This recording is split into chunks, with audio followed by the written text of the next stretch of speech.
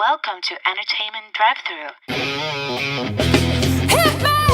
Today's special is Atticus Shaffer from ABC's The Middle.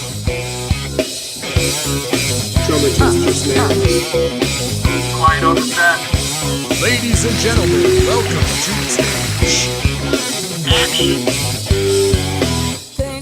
Hello, welcome to Entertainment Drive-Thru. I'm Anna, with me is my co-host Dan, and today we have an amazing guest. He's an amazing actor. We know him and love him as Brick Hack on ABC's The Middle, airing Wednesdays at 8/7 Central. Let's welcome, joining us is the one, the only, Atticus Shaffer! Yeah, welcome to the show. Thank you. How's it going? It's going quite well. How about you? Oh, we are fantastic. Well, tell us a bit about yourself. Now, you play Brick on the show The Middle. How did you get attached to that show? Like, how did you get that role? Well, the cool part about this show is actually there were 2 pilots to the show. There was actually a pilot that was filmed when I was 8. And for that, I auditioned for it. And it was actually one of the longer audition processes I've ever gone through, because it started out as the regular audition, and I just went in loving the character and thinking that the character was so cool because Brick is so quirky and he's smart and everything like that. And so I went in, and they liked me, and I went to the callback, and then after that callback, went to another callback, and then I did 2 days' worth of screen testing when it was just me and another boy. And then I got the call that I got the show, and we filmed the pilot. But the pilot was with a completely different cast than who you see now. Really? Frankie's character was actually played by Ricky Lake, and Neil's character was played by a gentleman named Lex Medlin. And very cool people still, and it was awesome to work with them. It didn't get picked up, but it didn't feel like it was the end. It didn't feel like it was over. Right. And like a year and a half to 2 years later, I get a phone call, and they say, hey, we're getting a second chance at the pilot, and we want to know if you want to come back to play Brick. And I'm like, oh, yeah, absolutely, I'd love to. And I went and met with Eileen and Deanne, the creators of the show, and we talked for a little bit, and they were like, yeah, we want you to come back. And it's like, that's awesome. And then they were saying that, some of the cast are going to change because they want to recast some of the roles and whatever.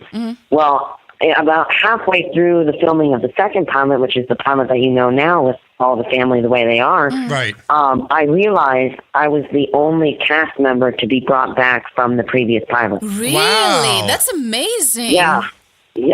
I'm definitely blessed, and here we are 6 years later, and still going strong in theory, knock on wood, but yeah. Well, and I love that they brought you back, specifically because I have to say, I find it to be really rare when you get an actor that's, attached to a character that's just so perfectly cast, like you are with Brick. I just think they cast you perfectly for that role. I appreciate that. Thank you. And it is, it's cool to play Brick because he's one of those characters that shows it's okay to be smart and shows it's okay to be quirky and unique and everything like that. And it's just, he is awesome to be able to play. And it's cool because I can relate to him in the sense that he follows the beat of his own drummer. And that's what I do. I'm of the belief that we're all created to be unique, and that's the way we should be. And we should thrive in those things that we love to do that make us unique. And that's exactly what Brick does with his reading, with his interest in fonts, with his quirks, everything. Right. Yeah. And, I wanted to ask you, now, as an actor, when is that moment that you decided that being an actor was exactly what you wanted to be? It wasn't going to be working at the brick warehouse. You wanted to be an actor. Right. That's the thing is, I literally fell into this. This is nothing that, this was nothing that when I was 3, I woke up and went downstairs, Mom and Dad, I want to be an actor. No, it was, I actually fell into it. I was backing it up, my mom and I, we would always read storybooks out loud together. Okay.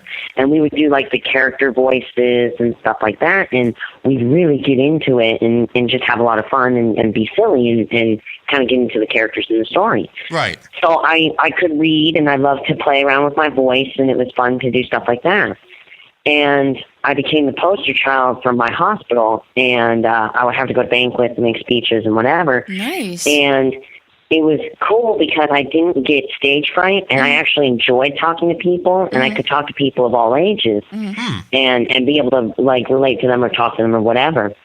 And my mom kind of sat there and said, "This, it doesn't feel like it's going to end here. It feels like there's something more to this." And she thought I had a cute voice, and she thought maybe he could be a cartoon character or a book on tape reader or something. So through a course of events, we found the information for a manager, and I went and we met with the manager, and she honestly did not know what to do with me.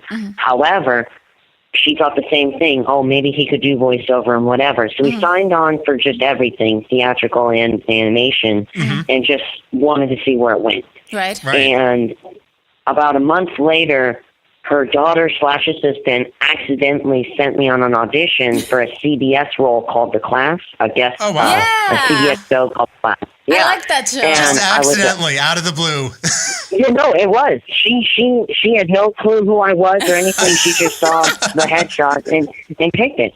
And I went, and I was just like, oh, hey, I have an audition, so I'm going to just do my best and see what happens. Might as well. And I booked it. Nice. Yeah. I love that it was an accident, though. I think that's the best part, that she had no idea who you were, but she ended up booking you a gig. I know, exactly. And the manager, she calls us, and the manager's like, that was not intentional, by the way, but awesome job. Right.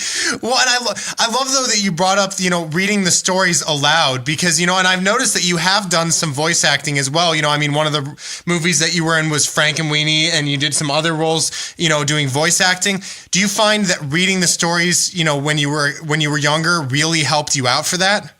I definitely think it has. I think just being able to love to read anyway and then hear character voices and doing it just for fun. It's not for any reason that's like, oh, I'm going to be a voiceover actor, therefore I should read. No.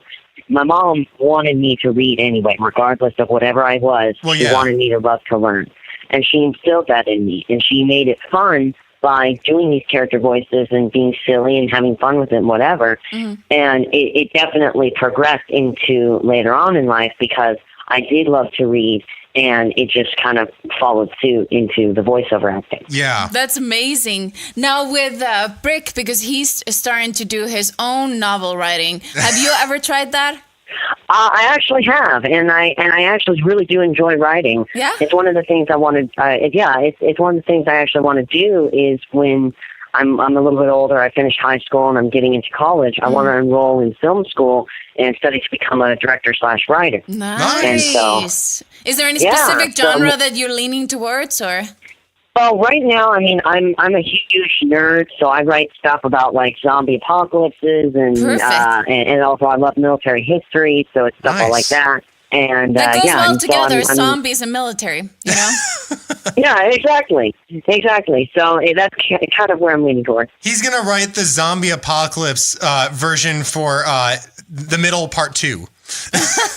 Yeah, exactly. The Walking Dead and the middle are going to combine, and there's going to be an epic episode. Brick teams up with Norman Reedus. That's going to be fun. No. Yeah, we heard there was a Walking Dead spinoff. Now we know the real deal. Oh my goodness, that's crazy though. So, do you want to get more into the screenwriting, or not so much the novel writing?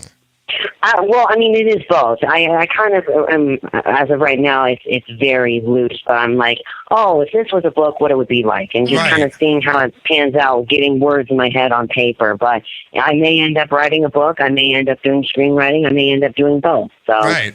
Exactly. Yeah. And with all the stuff that you're doing, with acting and, with the other stuff, what are things that you have found have really worked for you, in terms of like, with Brick, figuring out how to play the character, how to get into character. What are things that you found have worked for you, and what are things that haven't worked as well? Right. Let's see. Well, the thing is about Brick is, again, like I said before, he's very unique. Right. He's one of those types of people that follows the beat to his own drummer, and that's actually how I am, just, it's a different way. Yeah. And so with Brick, the character Brick is actually based on an actual person. It's based on one of the creators of the show's sons named Justin. He is Brick. So he whispered, he would lick windshields. He's into fonts and whatever. So I'll hear stories about Justin and then kind of be like, oh, wow, that's funny, and try to feel the character that way. But the thing is with Brick is it's one of those things that because I have been doing it for so long, it is more like second nature to kind of get into it and understand the matter-of-factness about him and just kind of feel that. And plus, too, like, he's sometimes very random. It's almost very kind of, I call it British humor random. I can so identify with that though when you were getting the Newtix, because when he was trying to cure you out of your elements because he took one psych class that episode, and when you were like developing Newtix because of that. Yes, exactly. And so it's one of those things where it's like I kind of take from all these different things, and it's like, does this apply to Brick? Yes, it does. And then I kind of like, okay, let me see how this. I'll throw this against the wall and see if it sticks, and it does. So it's kind of fun to be able to have that randomness to him, but it's a randomness that's a controlled randomness. Right. And did you think it helped actually getting rid of the chair? Did they actually get rid of the chair? Because it was just in the one episode that like the chair was the essence of why the tics were there. Yes, it was one episode, and I think I should be able to say this, but it was actually originally written that at the end of the episode, Brick says that he was just faking it, and he's still quirky and everything like that, so I don't know where they're going with his character. Okay. But the chair is still there. Okay. And as far as I know, he still sits in it from time to time. Yeah, so. I would think so too. It would be really amazing if he would cure him with one psych class. That'd be pretty impressive. Well, the thing I love about... I know, that'd be very impressive. The thing I love about all this is, I mean, there was another episode that, I mean, this was just absolutely like a gold moment in TV history for me, was the episode with the church, with the priest who's trying to help the family and try to get them to to be more, together and more mellow out and stuff. And I just love how it's like, all right, we're finally going to the restaurant. And then you're like, actually, I mean, I have been feeling... It's just so fun. It's just so funny how that's the thing I love about this show is that it seems like the whole show really should be just centered on you, because the whole show it's like everyone's going off and doing their own thing, and then something happens with you and everything changes. Yes. Oh, that's so cool to hear. I don't hear that often, but no, that's actually really cool, and I appreciate that. But it's funny because Brick, he'll be on two plexuses sometimes. He'll be like, oh, I'm the eye of the storm. I'm completely calm, and you know what? Have you thought of this? This might be the problem solver. And then on the opposite end of that, he'll be like, you know what? No, I don't really want to do that, and blah, blah, blah. And then, it changes everything. So. Yeah, and I mean, I just love with that episode, like he changes it, and then every person that steps into the office after that is like, actually, I kind of want to get help too. Maybe we should all do this. Maybe we should do this. And then they finally get to the restaurant, and it's like, well, we feel better. Yes. We've taken our stress dumps. We can eat. We're okay. All because of Brick. All because of Brick. Yes. Brick saved them. So you are the middle. It's the family, and you're the middle of the family. Yes, there you go. I wish this was true, but there you go. All right. Well, we're going to take a quick break to listen to a clip from Give It a Try by Afraid of My Neighbor. But we'll be right back.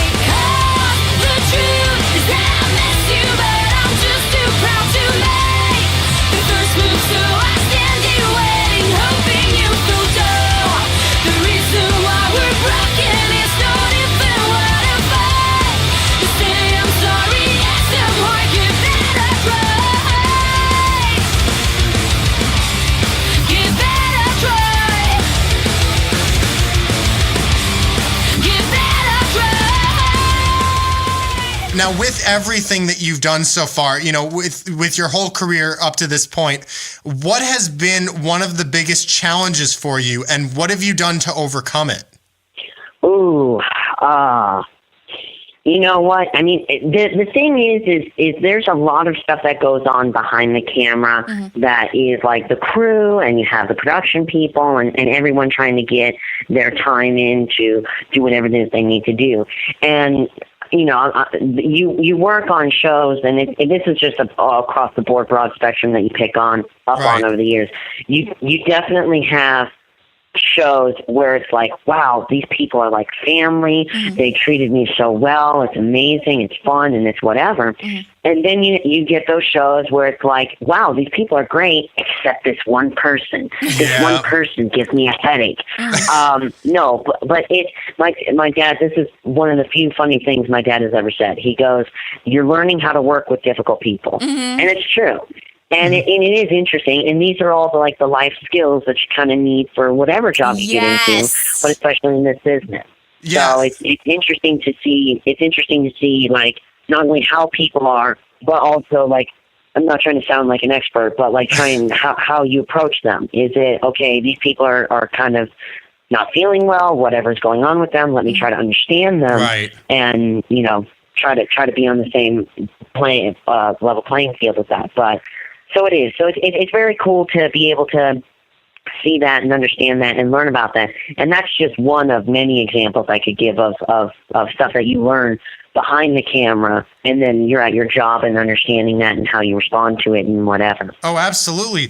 Well, and that's one thing I love about the entertainment industry in general. I mean, it doesn't really matter which branch of the industry you're in, whether it's acting or music or whatever, you're right. It's it really teaches you how to deal with difficult people, because it's almost like this industry. It's like you're going to the corporate level, but going straight into the muck of it.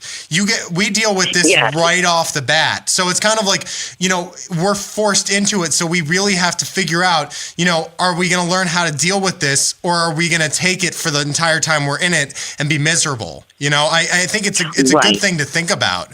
Yes, definitely. And then on a positive note, one of the things I've learned, this isn't really a challenge like you were asking, but this is something else I've learned, is the ability of being creative, especially in voiceover work, is amazing. What you get to see with all these people, and they love what they do, and you see it not only in them as they're doing their work, but it comes out in their work.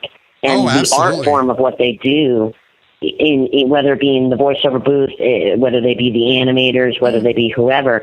And it's so fascinating to be able to see and learn how they do things and how it involves you and how you are a part of their team and their creative thought to create whatever it is you're creating, whether it be a TV show, a movie, a character, whatever. Yeah. I love that you point that out, because that's what people do it for. They do it because of the passion, Yeah.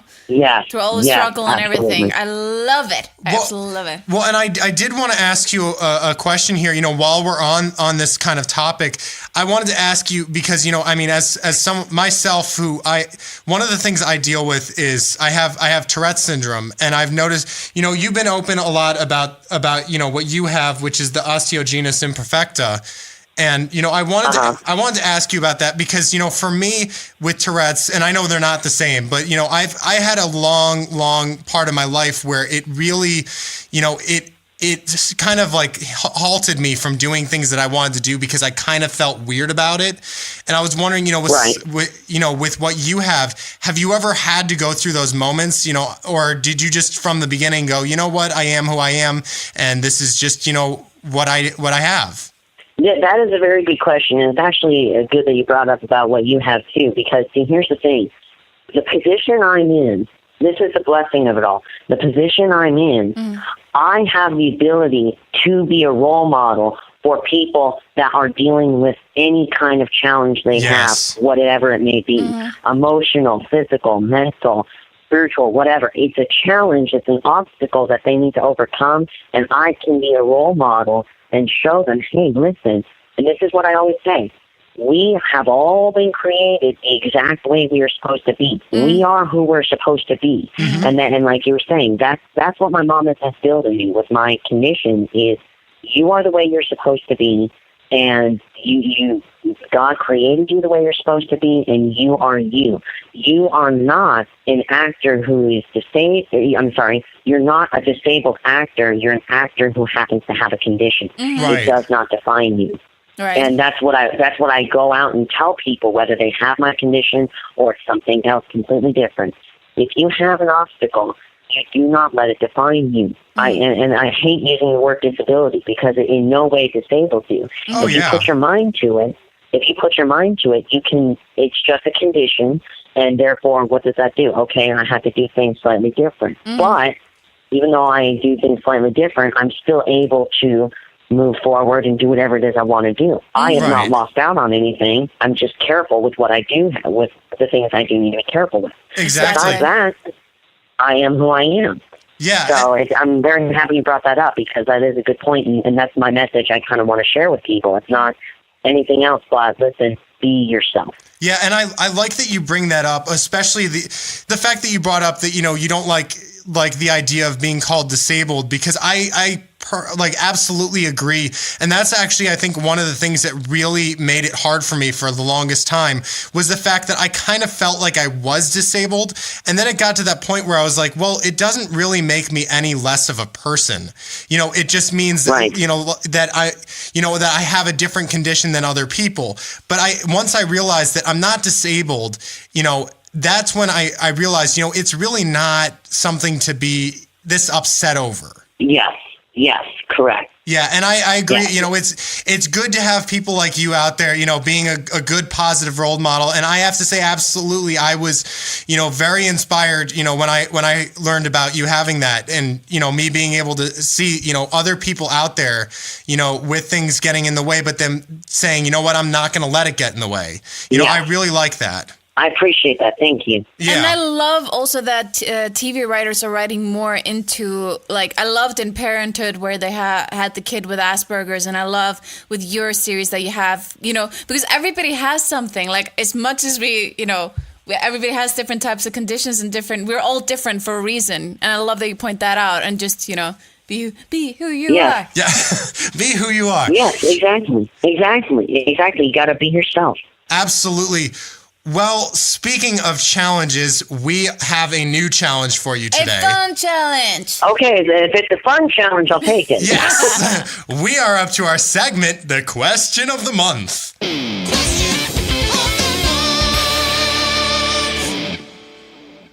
So in this segment, we'll ask our interviewees a new question every month, and they have to think of the funniest answer that they can come up with. To our listeners, write in your questions on our Facebook at facebook.com/Entertainment Drive-Thru and our Twitter at eDrive-Thru, and we just might use it as the question of the month. Now, Atticus, are you ready? I think I am. Challenge accepted. All right. I like the How I Met Your Mother style there. Yes. Yeah, there you go. So question is, and I guess this kind of applies to Brick. What is one of your funniest pet peeves? As my personal pet peeve. Yes. Okay, let's see here. I just feel like Brick would have a funny pet peeve as well. Well, of course Brick would, but mine is probably 10 times that. Let's see. I have hundreds of pet peeves. Let me think of something that's funny. Okay. One of my, I don't know. How would you define a pet peeve?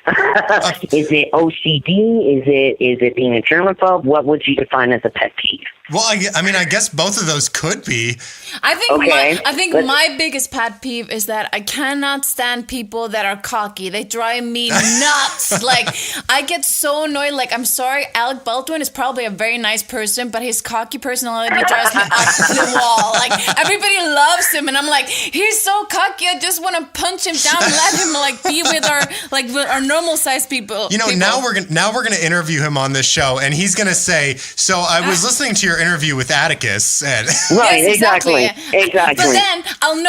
But then I'll know that he's a nice person, and then it won't bother me that he's so cocky. But when I cannot stand people that are so cocky and they just feel like they're better than everybody. That drives me up the nut. That's Anna's pet peeve. Yeah, exactly. That's an example of a pet peeve. Okay, so this is a pet peeve of mine, I guess.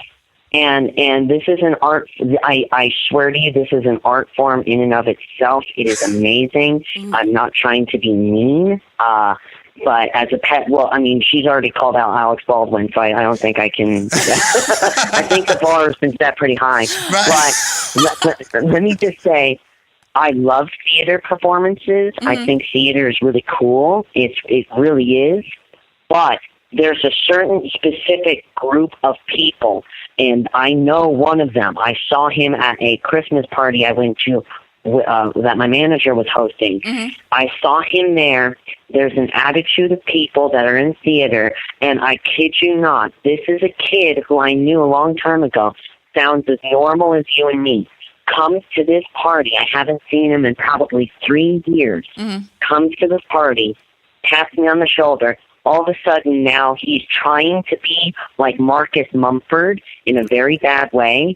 And he has like the whole like kind of looks like an Englishman beard where it's just the sideburns and it goes down to his chin. No. And he comes up to me and he's just like, Atticus Shaffer, hello, it is me, Matthias Kelly, blah, blah, blah, blah. How are you? And it's just like, what are you doing now, Matt?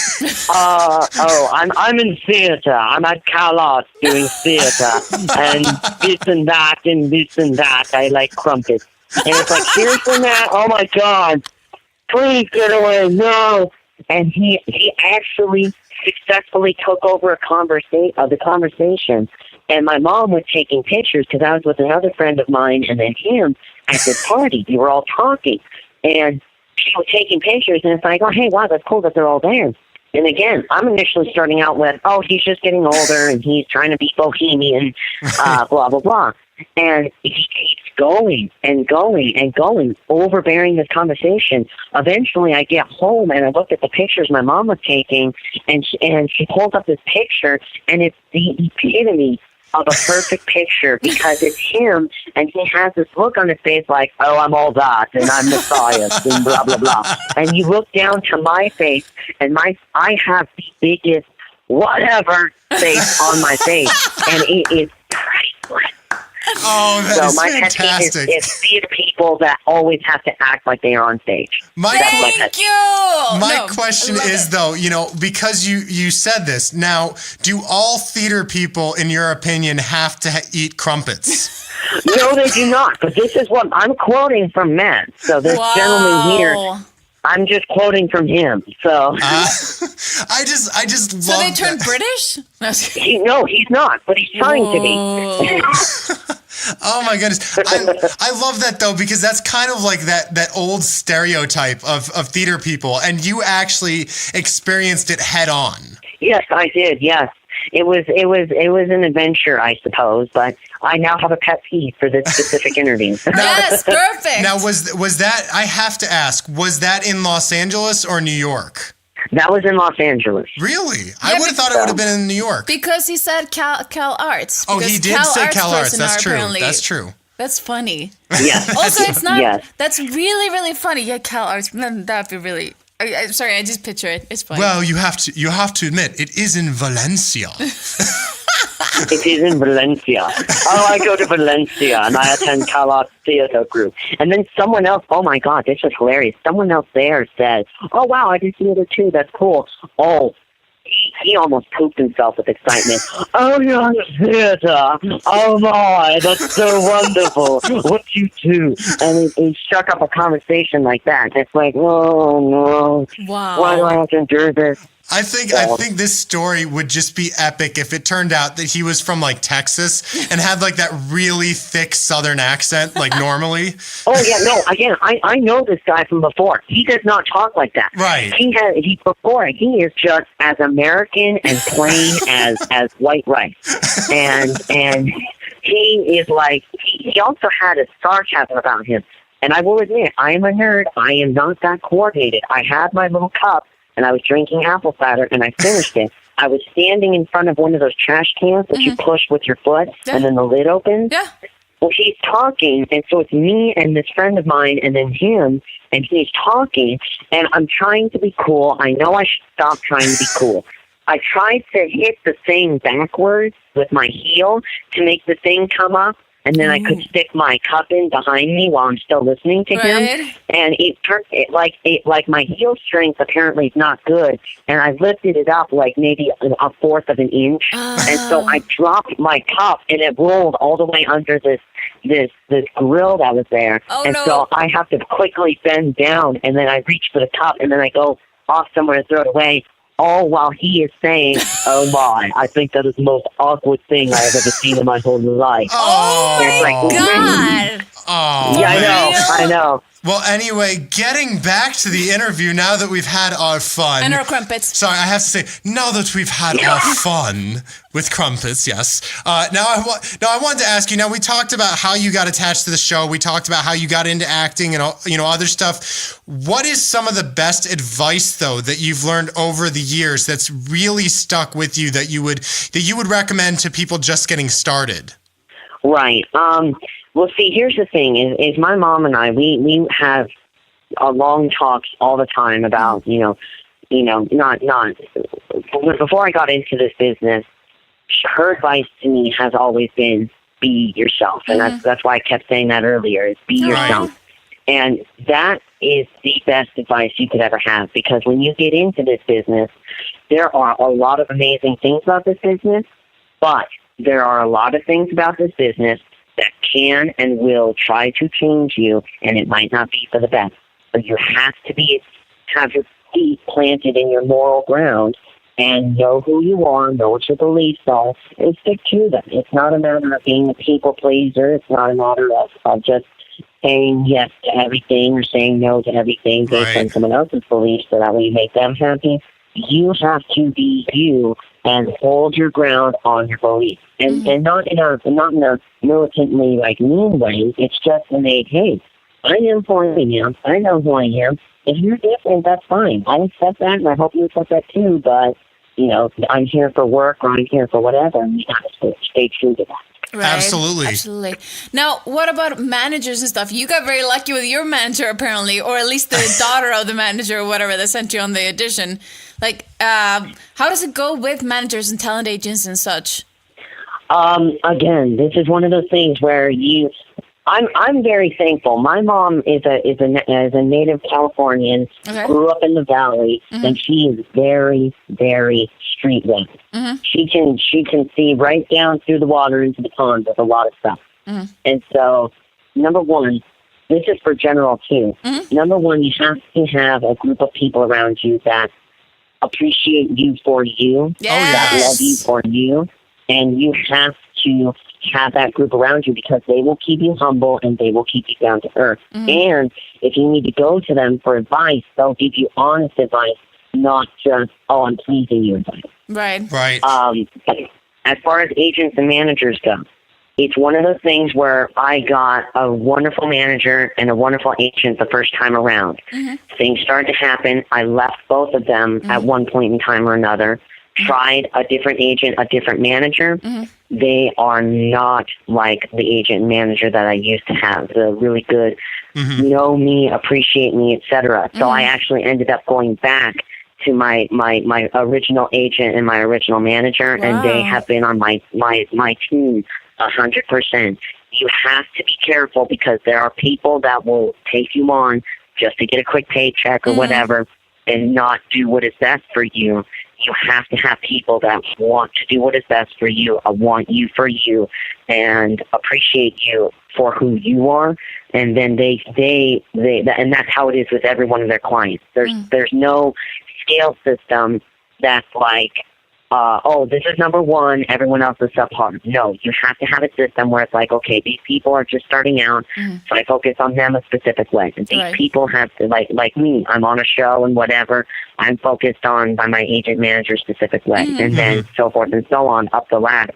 So you have to find someone that appreciates you for you and will be on your team 100%, not this kind of halfway and then, it doesn't matter and blah, blah, blah. So. Yeah, well, and I'm so glad you brought up the idea of having people around you that, really keep you grounded and keep you, will tell you exactly how they feel. I think that's such a good point because, and this is something I would actually suggest to people just getting started is get a group of friends before you get your name out there, and have these friends be, people that you can really trust. Because I have to say, being someone from Michigan where people just, even if it's not called for, they say exactly how they feel. And I've had friends over the years, that I'll start up a new project and I'll say to them, hey guys, what do you think of this? yeah, it's really cool, but your energy sucks. And then I'll be like, oh, wow, okay, well, yeah, I'll work on that then. And I work on it because it's like I know that they're telling me exactly how they feel, as opposed to, and as opposed to when you talk to your mother or, someone like that, and they go, it's just lovely, dear. You do a great job. And it's like, well, is she being serious or does she just love me?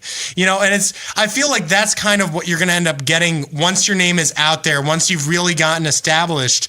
Then you get friends that are like, I just want to stay friends with you. It's kind of it's a tough thing, but I think that's a good point that you brought it up. I so agree because coming from Europe, also you're used to. In America, people are friendlier, but they don't really mean it, kind of. At least, like, that's from the European perspective. We're used to, like, if we don't like people, we don't really have to acknowledge them barely. You're like, hey, and then nothing more. You know what I mean? Like, I'm so used to that. And I love that, too, because like in my family specifically, my mom especially, and then my brother especially, and my sister-in-law, they all are very real, very down-to-earth, very just like, hey, listen, this is what you got to think about. This is what you have to understand. Mm-hmm. Right. And the cool part is, one of my best friends I've known for, actually two of my best friends I've known forever and before I was even in business. And so they're there for me 100%. Then I have a few other friends that I've actually met in the business, but they're not the kind of people that are like, oh, I'm in the business, you're in business too, let's be best friends. No. They understand the hard work of the business, and they still remain down to earth themselves. Therefore, we kind of are together and keeping each other grounded, even within the business. And they are like the most blue-collar worker people you could ever imagine. Nice. One of them is a Marine. The other one is a PA that actually works on the show. The other one is wanting to be an actor, but he's actually an IT guy. You know what I mean? And so we kind of are all together in this friend group, and we're like, you know what? We know what's important. We know what is supposed to what truly does matter in life, and it's basically the simple things in life. And we need to enjoy that and keep each other grounded in that one. Absolutely. I love that. Now, what about resources? Speaking of books and internet sites and such, what books or internet sites do you think every actor should know about? Ooh. I know, especially for a book reader. I'm so sorry for you. No, you're fine. That's the thing, is it depends on what you're interested in. I'm interested in things like military history. I'm interested in fun reads, like zombie apocalypse books. I'm interested in venture books. And so, like, for me, one of my favorite books of all time now, actually just after I finished reading it, is To Kill a Mockingbird by Harper Lee. It's a wonderful book because it shows, listen, you have to tell the truth, you have to be honest, but you have to stand strong in your morals and your moral standing. Yeah. It's such an inspiring book to be able to read. Other books that's just about kind of perseverance and being able to move forward. I love things like, I'm thinking of stuff all the way back from like just simple kid books, but there are books that you have compassion, and even if it's just compassion toward an animal, I feel terrible because I forget the name of this one book. But there was a book about a boy and his dog, and they wanted to be in a sled race, and the boy's father was sick of some kind of disease. And this is back in it's set during the 30s, 40s era, I believe. It might even be before that. But it's one of those things where it's like he has so much compassion for his dog, and it is like corny boy and his dog story, but it's really, really well written. Why am I thinking of Balto? I was thinking the same thing. I was thinking of Balto. I was thinking this is almost the beginning of Balto. I love that movie. It might be. It might be that, because again, I've forgotten the name. It's been so long since I've read it. But things that show compassion, things that show strength, and also for me personally, C.S. Lewis books. I love C.S. Lewis literature. I think it's amazing. So I love the Narnia series. Yeah. And so C.S. Lewis is great. And then also, too, I always listen to or read poems and words of inspiration. So things by Ralph Waldo Emerson, things by Henry David Thoreau, things by Frederick Douglass that really matter and is really the epitome of understanding life, understanding nature, and being able to appreciate it. And it's still relevant today, which is amazing. Yeah. Yeah. Like their words. Yeah, definitely. And this is my Christian answer, but I guess I'm biased and I accept that. But also read the Bible because you will open it up and you will find something that you need literally right when you need it. Night Book of Life. I like it. All right. Well, Yes. well, unfortunately, we are getting down to the end of our interview. But before we go, where are places that our listeners can find out more information about you and The Middle? The people are more than welcome to follow me on Facebook, and my Facebook page is a little bit weird because people tried to take my name and use it for themselves. So my Facebook page is the official Atticus Shaffer fan page. Okay. Please come and contact me on that. I'd be more than happy to. Another thing is my Twitter account, which is at Atticus Shaffer and then the number 2. And then also I do YouTube videos. I am a YouTuber. Nice. Not as often as I should. But I will continue to do that. And that's kind of just me being me, vlogging and stuff like that. And my YouTube page is Atticus Shaffer Vlog. Nice. Excellent. And The Middle airs on Wednesdays at 8/7 Central on ABC. Exactly. Well, thank you so much, Atticus, for being on our show. It's really been an absolute honor talking to you. Thank you very much. Same here. Thank you. Absolutely. And for more information on Atticus Shaffer, The Middle, and the podcast, go to entertainmentdrivethru.com and subscribe on iTunes. Like and follow us on our Facebook at facebook.com/entertainmentdrivethru and our Twitter and Instagram at edrivethru. Hello, I'm Atticus Shaffer. I play Brick Heck on ABC's Middle, and you've been listening to Entertainment Drive-Thru.